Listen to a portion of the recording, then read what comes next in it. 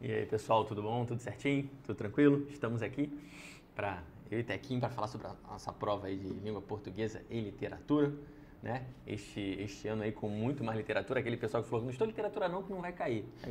4 questões de literatura, se a gente contar 5, porque tem uma questão que ela está mista, com aspectos sintáticos e de literatura também. Mas uma quantidade nunca antes vista de literatura na prova de português da ESA. Então vamos trabalhar muito esses temas aí. Mas se a gente cortar, Tequinho, vai começar? Começa contigo? Pode começar. Beleza, vamos começar então. Aqui a gente tem canção do expedicionário. Canção do expedicionário, né, na questão 14, questão, inclusive, que eu trabalhei em sala de aula. Na verdade, foi uma questão que eu coloquei em simulado, a mesma questão, e a gente fez a análise da combinação das rimas dessa canção. Então, o nosso pessoal, a gente fez simulado somente de hinos militares. Então, teve canção do expedicionário, teve canção da Marinha, canção da EAR, canção da ESIE, que eu ia puxar sardinha pro meu lado. De logística. De logística. Então, a gente, sabendo que os alunos têm dificuldade, principalmente com vocabulário, né, Tequinho? Sim. De mais antigo, eu peguei hinos e a gente fez análises sintáticas, até de parte da literatura desses hinos aí. Mas vamos lá. Questão 14. Primeira questão 14, né? Dá para botar o texto, as opções pra gente? Foi. 15, minto. Questão 15, isso. E aí vem assim, eles querem a incorreta, né? Incorreta, e a gente tem aqui, ó, falando sobre esse texto da canção do expedicionário. Primeiro, retrata um sentimento saudosista em relação à pátria. É verdade, né, Tequinho? Claro. Então a gente teve esse saudosismo aí presente. Identifica-se o uso de antíteses recorrentes. E aí não, né? Não tem antítese, a gente não percebeu nenhuma antítese ali. Depois, existe uma regularidade de rima? Existe. Vamos entender que regularidade de rima, né? A gente fez análise de rima disso né, com esse simulado que eu passei, e a gente percebeu que a gente vai ter um padrão, uma sequência, que eu até separei aqui, que vai ser assim, A, B, C, C, B. Olha só, A, B, C, C, B. Então, a gente vai ter essa regularidade nas demais também, né? Nas demais estrofes aí dessa canção. A gente tem que entender o seguinte, a regularidade não é só A, B, B, ou A, B, né? Rimas cruzadas, rimas interpoladas, como a gente já viu aí. Não, você pode ter uma sequência né? Que não seja um esquema tão fixo, tão padrão, tão comum. Então, o que a gente tem aí é A, B, C, C, B. Se você olhar as terminações, o final de cada rima, você vai ver que você tem uma congruência entre a primeira e a segunda. A terceira rima já vem diferente. A quarta e a quinta vêm de um jeito diferente. E a sexta rima é igual à terceira rima. Veja só, se você quando olha para esse poema, você vai ver a terceira e a sexta rima batendo ali. Legal? Então, com isso, a gente vai ter essa regularidade. Depois, é uma obra intertextual? Sim, né? É uma obra intertextual. A gente percebe a intertextualidade com a própria Canção do Exílio, né? Trechos que você vai encontrar na Canção do Exílio ali. E depois, possui regularidade de termos sintáticos? Também vai ter regularidade sintática, né? Você sabe de onde eu venho, aí vem os adjuntos adverbiais. Eu venho daquele lugar, eu venho da Serra do Engenho, eu venho. Então, você vai perceber isso aí muito constante. Então, a gente tem todas essas aí, né? Aqui não tem antítese, beleza? Isso aí foi na primeira. A próxima, vai lá, Tequinho. Então, a 15 ficou o gabarito... A 15 ficou gabarito bravo. B de bola. Isso. Show. Vamos lá, pessoal. E a próxima questão, aí referindo-se ao campo sintático, né? Vamos lá. Observe o trecho, venho do além desse monte. Assinale a alternativa correta. Então, aí, ó. O sujeito da oração é indeterminado? Venho? Não, isso não é indeterminado. Foi falado também lá naquele aulão de véspera, né? Então, eu localizo o sujeito pela terminação do verbo. Isso aí é oculto, desinencial, elíptico, implícito na desinência número pessoal, determinado. Quem é que vem? O pronome reto eu, então não é indeterminado, está errado. Venho do além desse monte, o predicado é verbal? Isso, tem o verbo de ação, não tem nenhum predicativo, tem o verbo intransitivo aí sem nenhum predicativo. O verbo intransitivo é um verbo nocional, o verbo de ação acaba sendo o núcleo. O predicado é verbal. Além desse monte, é adjunto adverbial? Não, é do além desse monte, faltou ali a preposição, por isso está errado. Do além é núcleo do adjunto adverbial, só o além. E desse é complemento nominal? Não, está integrando ali a parte do adjunto adverbial. Agora, venho além desse monte, eu tenho o verbo de ação sem predicativo. Sempre que a gente tem o verbo de ação sem predicativo, o predicado é verbal. Então, o gabarito da nossa questão de número 16 também B de bola. Vai lá, irmãozão. E aí a gente chega, então, nessa questão 17, que é uma tirinha, né? E nessa tirinha a gente percebe o filho jogando uma letrinha, tentando convencer o pai de alguma coisa. E por você perceber nessa tirinha uma tentativa de convencimento, qual seria essa modalidade textual, o tipo textual, melhor dizendo? Seria o quê? Um texto argumentativo. Na argumentação, você tem essa tentativa de persuasão, de convencer alguém de alguma coisa, né? E é o que o personagem tenta fazer, só que não cola, né? Tanto que no final da tirinha o pai fala, tá bom, né? Boa tentativa, mas vai lá ajudar sua mãe. Não é isso? Então, mas o texto tá bem, é uma questão até bem tranquila, né? De texto argumentativo, porque essa tentativa de convencimento, tá? Então, acho que a questão ficou bem tranquilinha. Sei de casa. Vamos lá, Tequinho. Valeu, irmãozão. Agora vem um texto aí referente à questão de número 18. É um texto que fala sobre... Gabarito 17, qual é? C de casa. C. Isso. Vamos a 18. Show. Brasil, maluca militar também. Fala aí sobre as atribuições do exército, responsabilidades, desafios, né?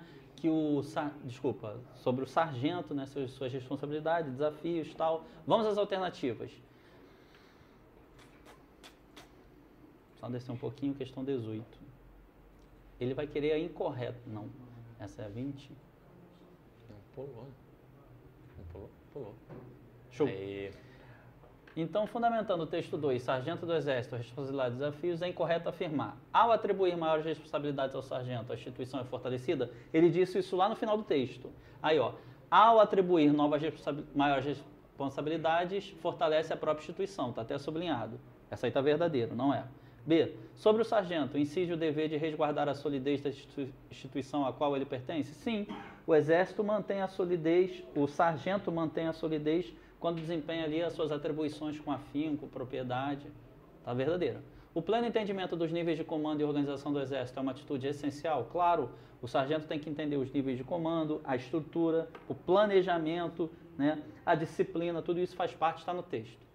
D. O sargento deve conhecer as suas atribuições e com isso contribuir para que as bases do comando do trabalho funcionem de maneira adequada? Perfeitamente. E no texto está escrito, ele vai desempenhar as suas funções a partir do momento que ele conhece, né, a linha de comando, as estruturas, as bases, a hierarquia, a disciplina. Agora, olha, o erro é da letra E. Ó. O sargento deve exigir profissionalismo? Beleza. E correção das atitudes de seus subordinados por meio de cumprimento de suas ordens? Aí não. O sargento ele funciona como uma figura paradigmática, como um modelo, um exemplo, não dando ordens, ainda mais com rigor, com vigor que está escrito ali, né? Então a gente tem a correção das suas atitudes por meio de ordem, exigir os termos pesados lá no texto, não está dizendo isso. Está dizendo o sargento funcionando como um exemplo, como um paradigma, como um modelo. Então, a incorreta da nossa 18 é a letra E. Na letra E tem essa incorreção. Show? Vai lá, irmãozão. E aí, pessoal, vamos agora para a questão de número 19. Acredito eu até que a gente pensou, talvez com mais maldade assim dentro da gramática. Certeza, uma questão bem maldosa. Por quê? Aparentemente ela é simples, né? A gente olha para a questão e vem assim, observe o período contido no texto 2. Aí vem assim, deve comunicar-se eficazmente e estar sempre pronto. Aí vem assim, pronto para corrigir com sereno rigor. Aí quando vem pronto para corrigir com sereno rigor, aí você pensa com a finalidade de corrigir, né? Aí vai geral nessa final. Mas o pessoal que estudou com a gente, que viu as maldades que a língua portuguesa pode proporcionar, vai perceber que a gente está falando de um complemento nominal, galera. Olha a maldade, porque percebam, antes desse para corrigir, você vai ter o quê? Pronto. E quando você fala que está pronto para alguma coisa, esse pronto vai ser um adjetivo. Então você está completando com a preposição para o adjetivo pronto. Nós sabemos que o complemento nominal ele completa o que a gente chama de asa. O que seria asa? Adjetivo, substantivo abstrato ou advérbio. Como se trata de um adjetivo ali antes, quem está pronto para algo. E aí a gente está falando de um complemento nominal. Lógico, é uma oração que ela está reduzida, né? Você vai perceber a presença do verbo no infinitivo. Pronto para que corrija, com sereno rigor, pronto para que, né? O que não está aparecendo. Isso mostra que a oração está reduzida.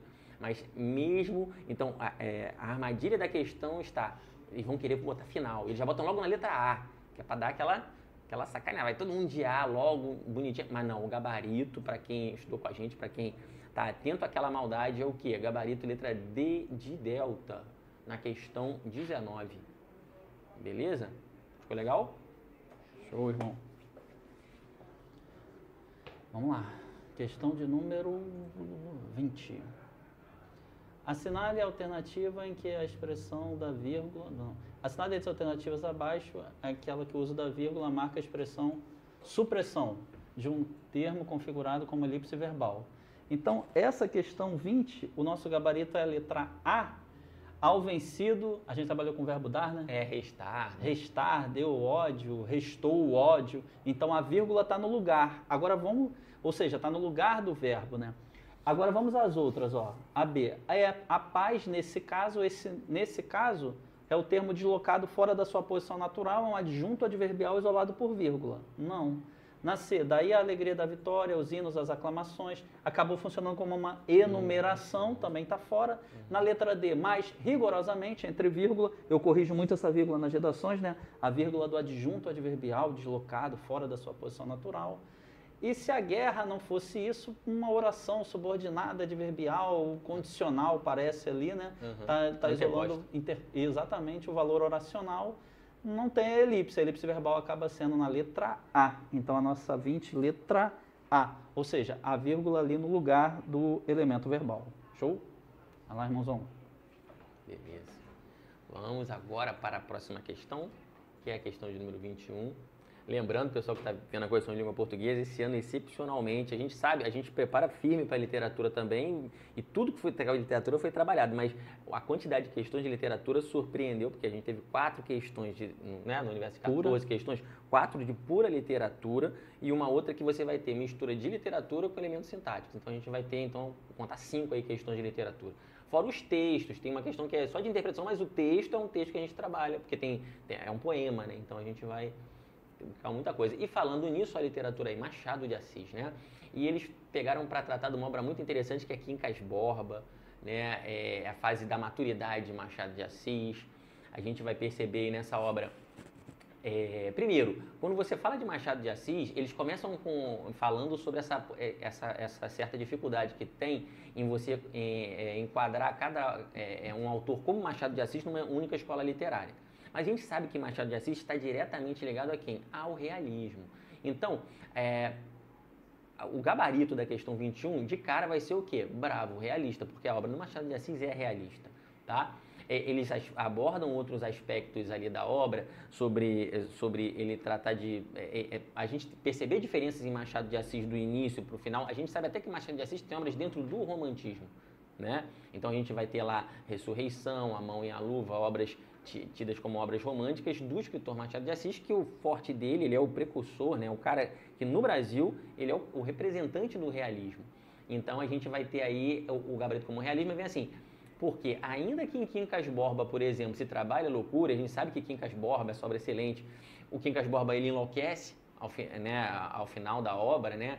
Com uma sucessão de desventuras, o amor dele por Sofia, o casal, né, do Cristiano e a Sofia Palha, que acabam enredando o Rubião, que é o personagem central que enlouquece, né, numa trama para tirar dinheiro dele, várias coisas. Uma obra excelente de Machado de Assis, como é de costume, tá? Então ele cita isso da loucura, a gente trabalha esses exemplos em sala de aula, a gente comenta essas histórias, por quê?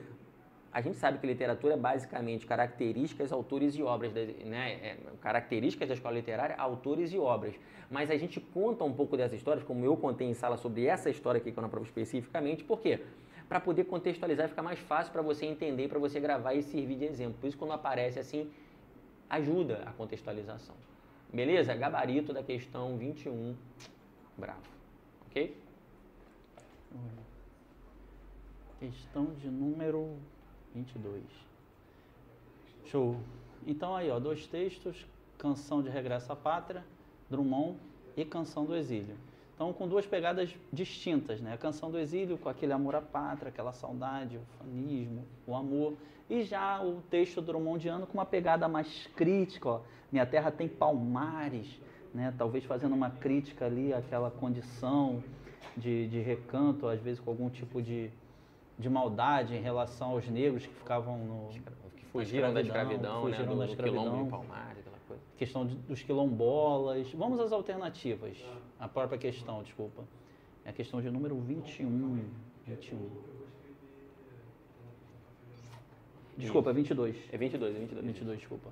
Então vamos lá. Com base no texto, o texto de Drummond e a canção do exílio identifique a temática comum central nos dois. Então, nacionalismo tópico, ou seja, esse amor sonhador à terra, né? Não, isso talvez muito latente no texto 2, na canção do exílio, mas no texto drummondiano não. Então, fora. Inspiração em valores europeus, essa aí, mongoloide, né? Isso aí a gente não tem nem o que comentar. O fanismo nacionalista acaba aparecendo muito com a letra A, né, Ricardo? O fanismo nacionalista. E aí acaba que anula. Aí já acaba anulando. Exploração crítica nacional, talvez um pouquinho o texto 1 de Drummond, né? Mas a canção do exílio não. Agora, muito tempo que a gente não vê isso em prova, todas as alternativas anteriores incorretas, muito tempo que a gente não vê isso em prova, mas todas estão incorretas. Então acaba que essa aí acerta, porque basicamente ele teria que dizer que o texto 1 tem um lado crítico e o texto 2 esse amor, tal, mas não apareceu isso em nenhuma, então todas estão erradas. Gabarito da 22, letra E. Vai lá, irmão. Isso aí, pessoal. Vamos agora para a questão 23. Essa 22 que a gente passou é uma questão interessante, como o Tekken falou, né?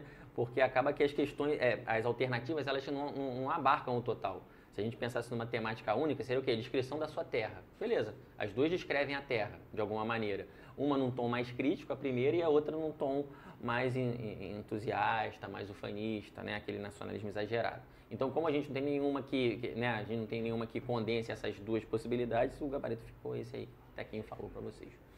E agora a gente está na questão 23, né? E aí na questão 23, tendo em vista o poema Caramuru, e essa aí é aquela que, pô, quem estudou com a gente é dada, é aquela que o cara fez, passou, gastou 2 segundos para fazer essa questão. Porque quando você fala em Caramuru, né? História que eu também conto a história, né, dessa obra do Diogo Álvares Correia, né? A história praticamente da fundação da Bahia, né? É a primeira, vamos pensar assim, a primeira narrativa que se tem a história da fundação da Bahia, e fala sobre aquele homem branco que veio de um naufrágio e acaba caindo numa tribo e ele fica com... ele vai desposar as 2 filhas do cacique da tribo, né?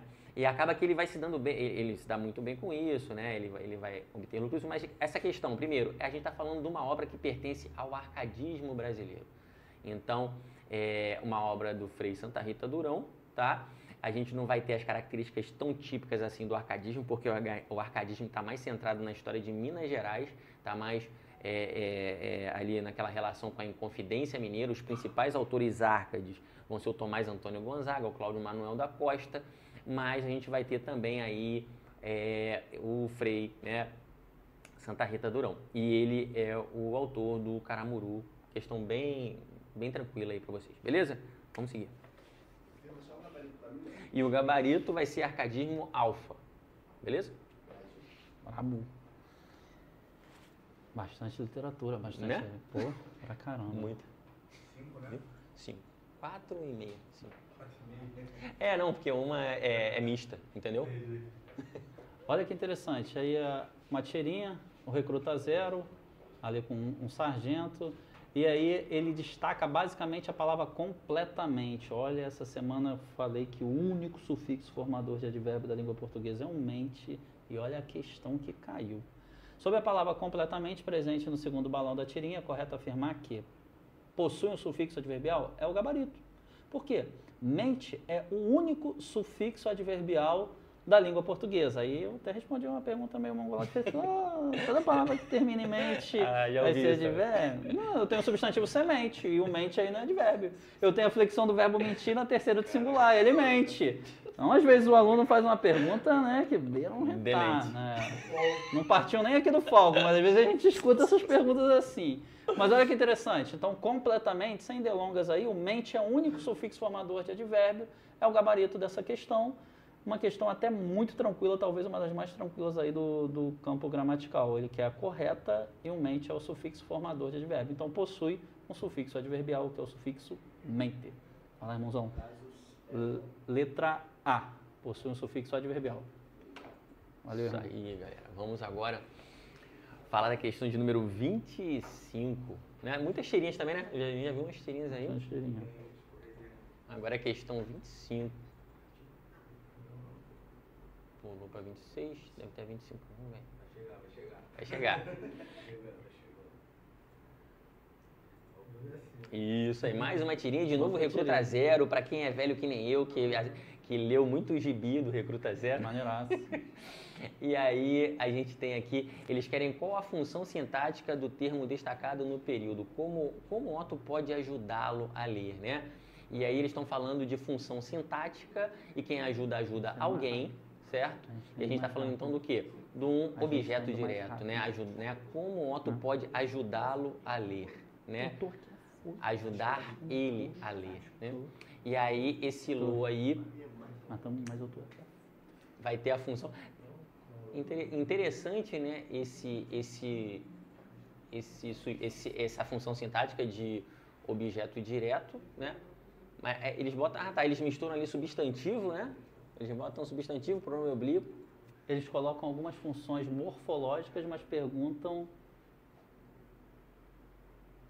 qual a função sintática. Então, realmente um AD, né? Vai ser função de AD, tá? Se fosse morfológica ali, seria um pronome pessoal oblíquo, mas nem tem, né? Não tem. Interessante, né? Beleza. Então, a questão aparentemente tranquila, tá? Ajudá-lo, né? Ajudá-lo a ler. Ajudar ele a ler. Então, o gabarito aí foi o quê? Objeto direto, letra C de Charlie. C de Charlie. C de Charlie.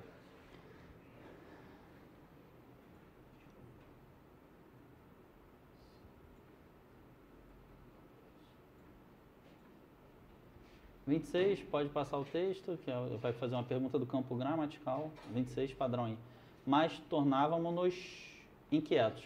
Olha que interessante, agora ele pergunta a classe morfológica, ou a função gramatical, ou a classe de palavra, né? Indique a alternativa que corresponde à classe morfológica, classe de palavra, ou a função aí da palavra, né? Desse nós. Esse nós é um pronome pessoal, e aí está com a cara... vamos às alternativas. Apassivador? Não, apassivador é aquela partícula C, né?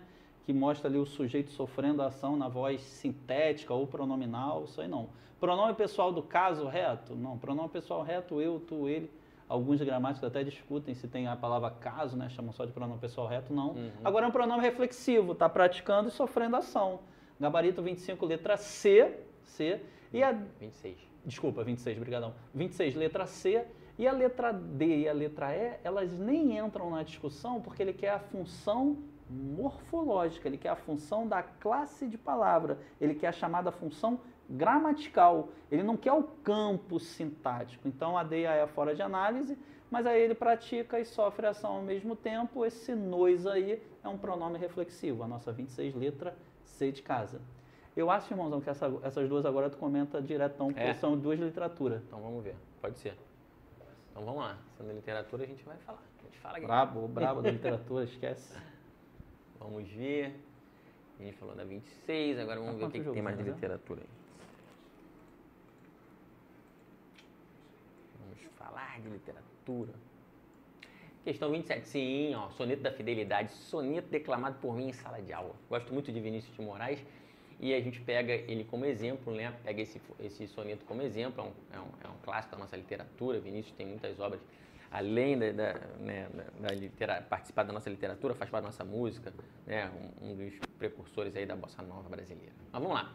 Questão 27, a partir do soneto da fidelidade e das declarações destacadas, enumeração, a alternativa que melhor justifica a sua versificação, né? E aí a gente vai ter, primeiro, ó, é um poema escrito em redondilha maior. O que seria uma redondilha maior? Quando você vai fazer a contagem das sílabas poéticas, né, de um verso, você está fazendo o que a gente chama de escansão do verso, saber a quantidade de sílabas poéticas. Quando um verso ele tem 7 sílabas poéticas, a gente fala que isso é redondilha maior. Se esse verso tiver 5 sílabas poéticas, a redondilha é menor. Quando você vai contar isso aí, você vai perceber que não tem 7 nem 5, né? A gente está falando de versos...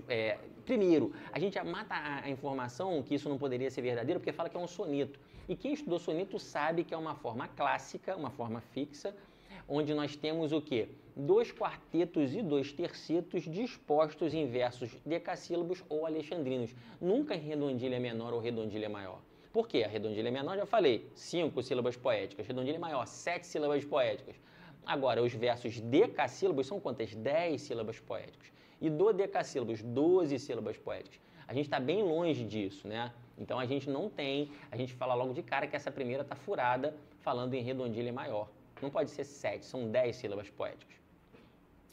É um poema com versos decassílabos ou alexandrinos, muito bom, agrupados em 2 quadras e 2 tercetos. É isso que eu falei, 2 quartetos e 2 tercetos. A 2 é a definição básica do que é um fonema.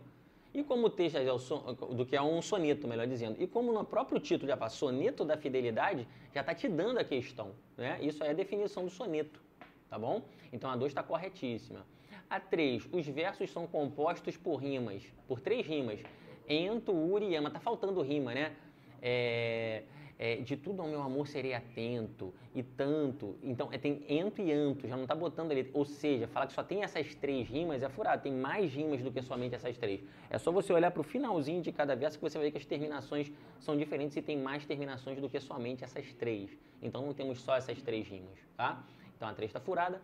Na 4, os versos possuem tercetos não tradicionais ao que se estudam nos sonetos italianos. A gente tem que pensar que soneto, né, obra típica criada na Itália pelo Petrarca, né, que depois foi levada a Portugal por Francisco de Sá Miranda e depois explodiu em língua portuguesa com quem? Com Camões, né? Camões. E aí a gente vai ter, tem toda essa história, né? Então, para você saber o que? Nasceu lá na Itália e o clássico da Itália era você ter você não invertir essa posição das rimas. E se você olhar o soneto do Vinícius, você tem uma inversão dessa posição. Então, quando você olha para esses tercetos, você vai ver que o final deles não é idêntico na mesma sequência de rimas. Então, a gente não está aí, os versos, os tercetos não tradicionais é o que se estudam. Isso é verdadeiro, não é tradicional. O tradicional é você repetir nos tercetos a mesma posição de sílaba, entendeu? Se você tiver um verso terminado em ira, você depois vem para um are, depois vem para um ose, depois ira, are e ose. Ou seja, tem que repetir na mesma sequência isso. E não está acontecendo, tá? E o fato de falar que não são tradicionais está verdadeiro na 4. Sendo assim, o gabarito é aquele gabarito que fala que estão corretas a 2 e a 4, certo? 2 e a 4? Sendo assim, questão 27 é gabarito C de Charlie. Beleza? Questão 27, gabarito C de Charlie. E ainda, agora a questão 28, galera. Questão 28 ainda dentro do soneto da fidelidade, né? Soneto de fidelidade. Aí vem, e os estudos clássicos sobre gêneros literários, coisa também que não é muito comum cair, né? Geralmente fica mais preso dentro de escolas literárias, como caiu bastante escola literária, característica, autor e obra, e aí também gêneros literários. Mas está previsto, está no edital e foi detalhado para todo mundo em sala de aula sobre gêneros literários. E aí o que a gente vai marcar aí? Primeiro, o soneto pertence a que gênero literário? Lembrando, se a gente for buscar lá na Grécia, os 3 gêneros literários típicos eram o gênero épico, o gênero dramático e o gênero lírico. Se a gente for pensar uma análise mais contemporânea, o que era gênero épico foi transformado em gênero narrativo, tá? Mas o soneto, por ser a gente está falando de poesia, vai ser quem? O gênero lírico, tá? Então, a gente vai dizer, logicamente, que ele é o gênero lírico, aí já você vai cortar logo o gênero dramático e tal.